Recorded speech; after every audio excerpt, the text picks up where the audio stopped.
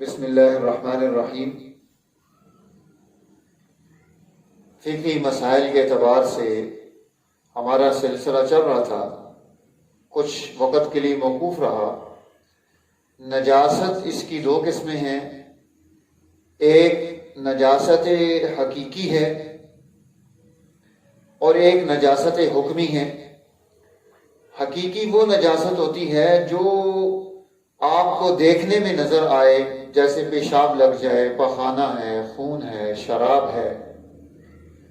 اور حکمی وہ ہے جو شریعت اس کو نجس کہے لیکن وہ نظر نہ آ رہی ہو، جیسے آدمی کا بے وضو ہو جانا یا اس پر غسل کا واجب ہو جانا، یہ حکمی ہے۔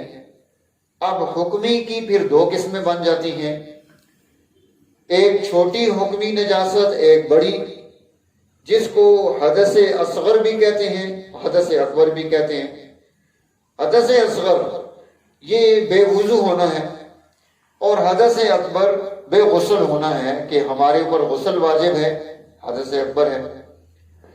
وضو کے اعتبار سے اس کے فرائض اور سنتیں اور باقی چیزیں کچھ آپ کے سامنے پیچھے میں نے پیش کر دی ہیں۔ اب وہ چیزیں جو وضو کو توڑنے والی ہیں ان پر گفتگو کر لیتے ہیں۔ 8 چیزیں وضو کو توڑ دیتی ہیں۔ سب سے پہلی چیز پیشاب یا پخانہ کرنا، یا ان دونوں راستوں میں سے کسی چیز کا نکلنا، یہ وضو کو توڑ دیتا ہے، نواقض وضو میں سے ہے۔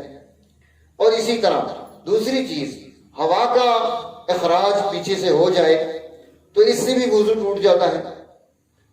اور اس کے بعد تیسری چیز اس میں خون یا پیپ کا نکل کر بہہ جانا، اس سے بھی وضو ٹوٹ جاتا ہے۔ اور چوتھی چیز اس میں آئے گی منہ بھر کر قے ہونا، اس سے بھی وضو ٹوٹ جائے گا۔ اسی طرح آپ لیٹ گئے یا آپ نے سہارا لیا اور آپ کی آنکھ لگ گئی، اور اس سے بھی ہمارا وضو ٹوٹ جاتا ہے۔ اسی طرح کسی بیماری کی وجہ سے یا کسی اور وجہ سے اگر کوئی بے ہوش ہو جائے تو بے ہوشی بھی وضو کو توڑ دیتی ہے۔ اگر کوئی مجنون بن گیا، دیوانہ ہو گیا، تو یہ دیوانگی اور مجنون پن، اس سے بھی وضو ٹوٹ جاتا ہے۔ اور اسی طرح اگر نماز میں کوئی قہقہ مار کر ہنسے تو اس ہنسنے سے بھی وضو ٹوٹ جاتا ہے۔